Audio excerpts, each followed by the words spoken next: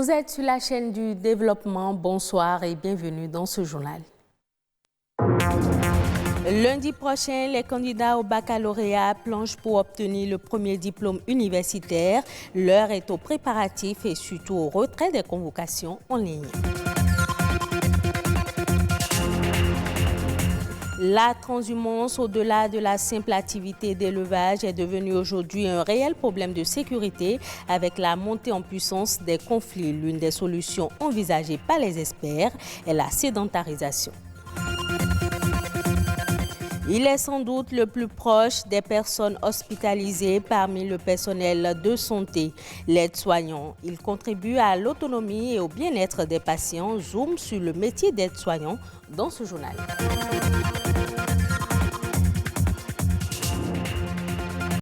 L'examen national du baccalauréat se tient le 20 juillet prochain sur l'ensemble du territoire béninois. À quelques jours de cet examen, l'heure est au retrait des convocations. L'innovation cette année, les candidats sont appelés à retirer leurs convocations en ligne. Les responsables d'établissement invitent ici les parents d'élèves à suivre les candidats de près. Patrick Adiagoudjou. Le 20 juillet prochain est le premier jour du démarrage de l'examen national du baccalauréat 2020 au Bénin.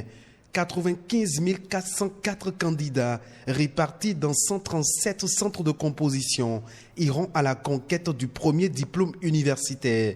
Ce jour-là, aucun candidat n'aura accès à sa salle de composition sans sa lettre de convocation. La convocation, comme les cartes d'identité, sont des pièces très importantes pour les candidats et ils doivent faire en sorte que ces deux pièces soient protégées jusqu'au jour de l'examen. Et quelques jours avant le top départ des épreuves écrites de cet examen, les lettres de convocation des candidats sont déjà disponibles dans les établissements privés comme publics. Nous avons déjà édité les convocations. Nous avons retiré les convocations dédiées aux candidats au baccalauréat 2020 sur le site de l'Office du baccalauréat. Et les convocations sont déjà à notre disposition. Pourtant, dans plusieurs collèges de Cotonou comme ici, c'est à une semaine ou à quelques jours du baccalauréat que les candidats pourront avoir accès à leur lettre de convocation. On attend les derniers jours parce que les enfants, des fois, quand on leur remet, ils perdent les convocations. Donc pour cela, on a gardé les convocations jusqu'à la dernière minute. Tant qu'ils n'ont pas encore leur convocation, ils sont soumis au règlement intérieur de l'établissement et cela nous permet vraiment de les avoir pour les cours de renforcement. Pendant ces cours de renforcement assidus, les candidats auraient aussi veillé à la vérification des diverses références mentionnées sur leur lettre de convocation. De quoi rassurer les parents. Toutes les convocations sont en bon état à notre niveau parce que sur la liste officielle envoyée par l'office de bac, ce qui se figure sur la convocation, c'est ça qui est encore sur la liste. Donc les enfants ont collationné eux-mêmes la liste d'abord pour voir s'il y a déjà des erreurs. Donc si un enfant regarde, si c'est bon, l'enfant émage pour dire qu'à son niveau, tout est correct. Donc on a déjà fait ce travail depuis la première semaine où on a tiré les convocations sur le site de l'Office du baccalauréat.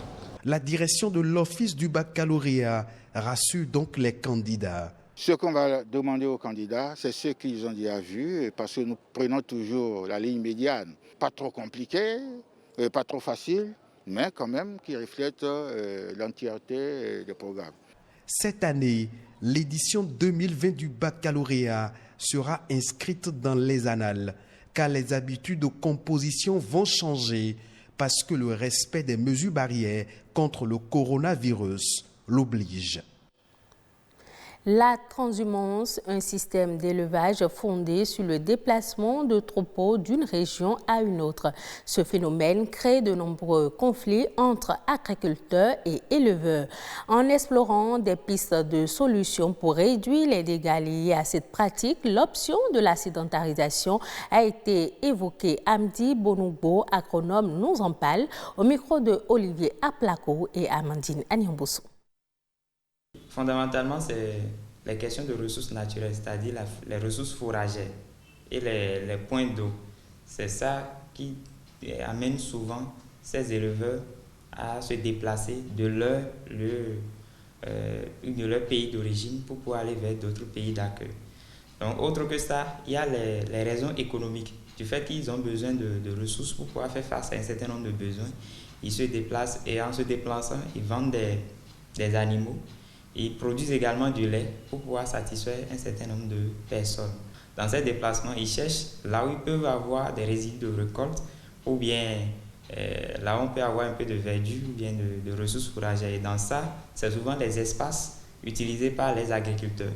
Et parfois, il y a même des spéculations sur le champ et ces éleveurs ou bien ces animaux vont perdre ces ressources, ce qui crée fondamentalement des conflits entre éleveurs et puis les agriculteurs. Il y a la zone de Dassazoumé et puis la zone de Glazoué qui ont été identifiées comme des zones de transhumance.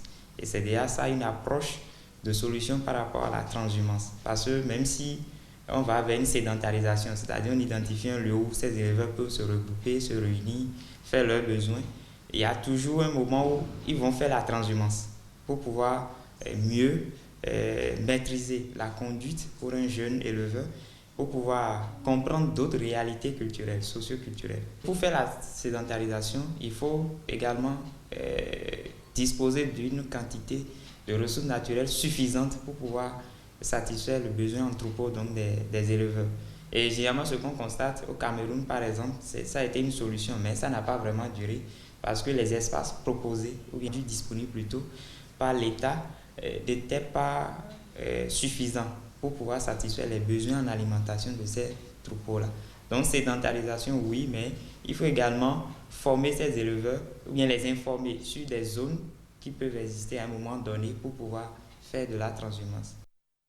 Dans les hôpitaux, cliniques et cabinets médicaux au Bénin, ils sont reconnus par la couleur bleue de leur tenue.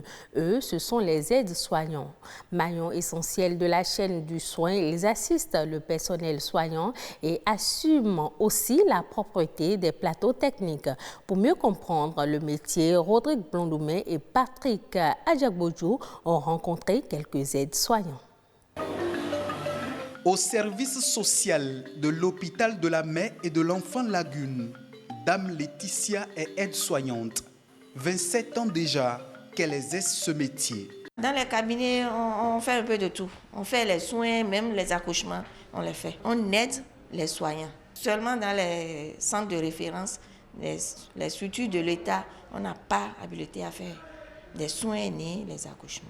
Au CHU Mel de Cotonou, son travail est d'assurer le nettoyage et la propreté de toutes les unités de soins. Dès qu'on finit quelque part, au bloc, à la salle d'accouchement, si on doit nettoyer, c'est eux. Parce que les microbes aiment bien la saleté.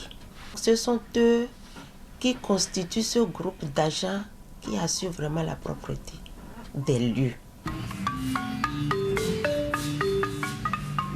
Après une formation de 3 ans sur le tas, dans une clinique ou un cabinet médical, les aides-soignantes sont aussi assermentées à accueillir et écouter les femmes enceintes afin de les orienter vers la sage-femme.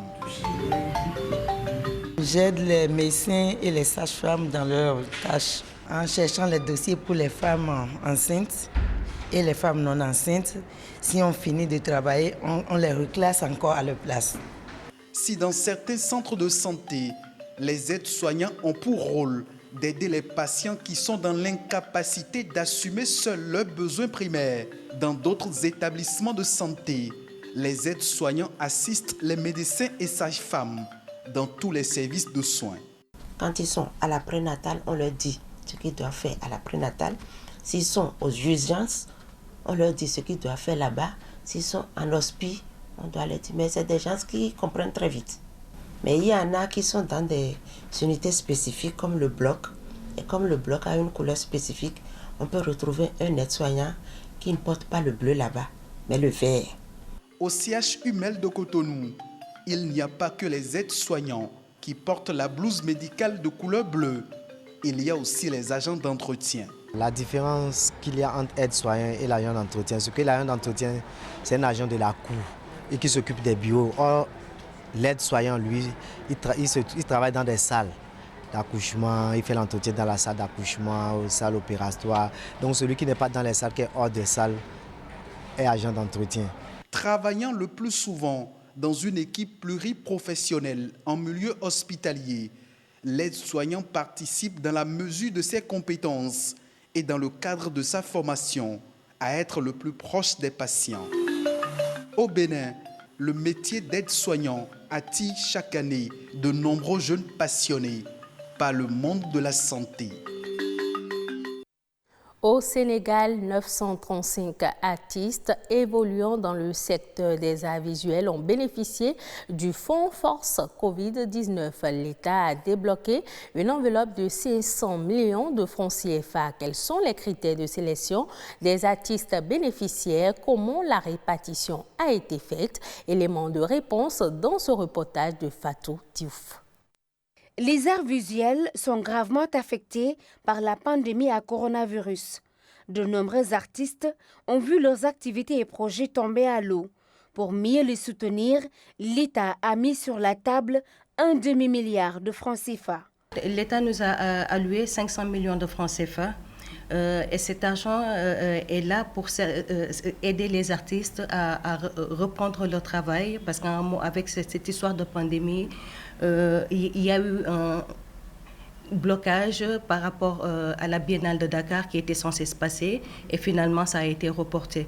500 millions de francs CFA doivent donc être répartis entre 935 artistes. Des critères de sélection ont été définis. Une commission de sélection a été mise en place, dont les membres ont été nommés par décret, par arrêté ministériel. Et les artistes ont postulé, donc 402 dossiers ont été examinés. Et dans les 402 dossiers, 93 ont été retenus. Donc. Sur ce fonds, 470 millions sont dégagés pour la prise en charge sociale des artistes.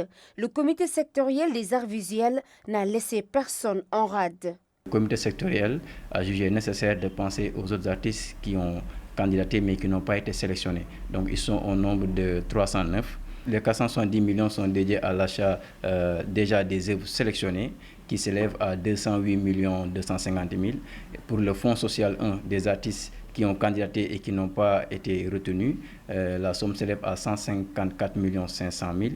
Et pour les autres artistes répertoriés à travers les 14 régions du Sénégal, mais qui n'ont pas candidaté pour ce fonds, ils recevront la somme, ils se partageront la somme de 107 250 000 francs. Les 30 millions qui restent sont destinés à l'achat de tapisseries aux manufactures des arts décoratifs de Thiès. Ces œuvres d'art vont renforcer le patrimoine artistique de l'État du Sénégal. Au Maroc, la filière piment rouge continue sa percée. En 2019, ce segment a exporté 131 000 tonnes de produits pour des recettes de plus de 118 millions d'euros.